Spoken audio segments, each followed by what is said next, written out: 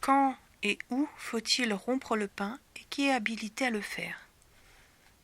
S'interrompre entre la bénédiction et le moment où l'on mange.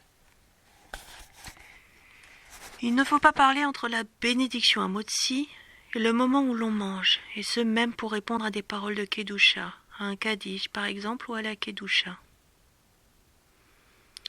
Mais a posteriori, si l'on s'est interrompu pour répondre à des paroles de Kedusha ou si on a répondu Amen après sa propre bénédiction, il ne sera pas nécessaire de se reprendre et de refaire la bénédiction, conformément à la règle Safek Brachot Leakel. Dans le doute, abstiens-toi. Si mes souvenirs sont bons, c'est celui-là. Safek là. On va vérifier.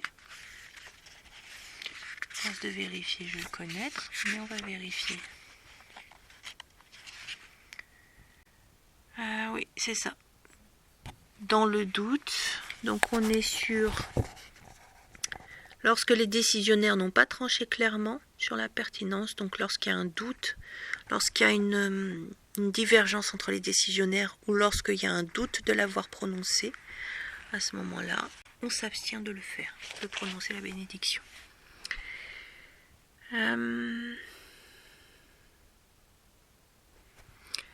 Si l'on a parlé après avoir dit la bénédiction et avoir mis en bouche l'aliment, donc là on est sur le hamotzi, donc on a fait la bénédiction hamotzi, et entre la bénédiction et la mise en bouche du pain, on a parlé, mais sans avoir eu le temps d'avaler le pain, même partiellement, il ne sera pas nécessaire de refaire la bénédiction hamotzi.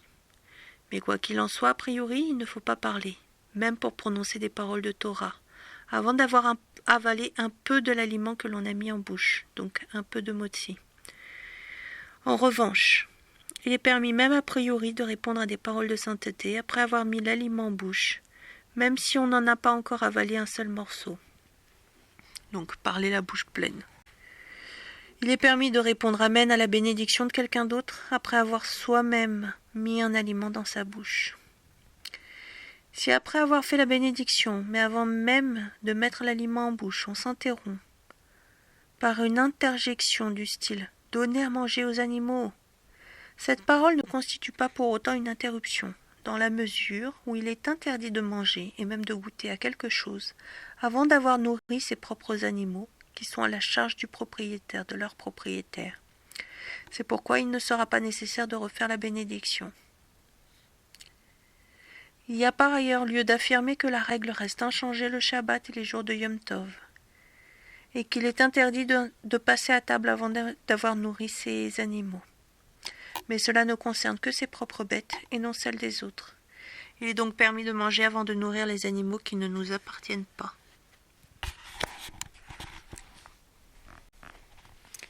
Quoi qu'il en soit, il est permis de boire avant de donner à boire à ces animaux, car ce n'est qu'en ce qui concerne la nourriture proprement dite qu'il faut donner la priorité à ces animaux. Nos maîtres discutent sur le fait de savoir s'il est nécessaire de refaire la bénédiction, donc la motzi, dans le cas où les personnes qui sont attablées auraient parlé entre le moment où celui qui rompt le pain et le partage entre les convives a récité la bénédiction et a mis en bouche un morceau de pain, et le moment où elles-mêmes, donc toutes les personnes attablées, ont mis un morceau de pain dans leur bouche. Donc ils discutent, ça veut dire que normalement, s'ils discutent, on est sur un doute. Si on est sur un doute ou une divergence, on n'est pas obligé de refaire la bénédiction. Pour ce qui est de la harlara, donc je continue, dans un cas pareil, c'est ce qu'ils sont en train de dire. Il ne faut pas refaire la bénédiction conformément au principe de Safek Prarot Leakel. Mais il sera bien toutefois que ces personnes s'acquittent de la bénédiction en pensée. Donc refaire la bénédiction en fait dans sa tête.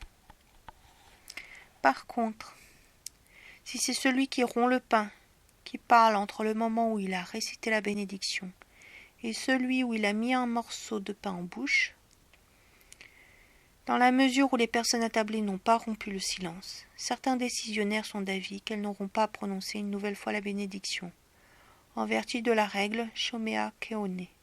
Celui qui écoute a le même statut que celui qui répond, puisqu'elles s'en sont déjà acquittées.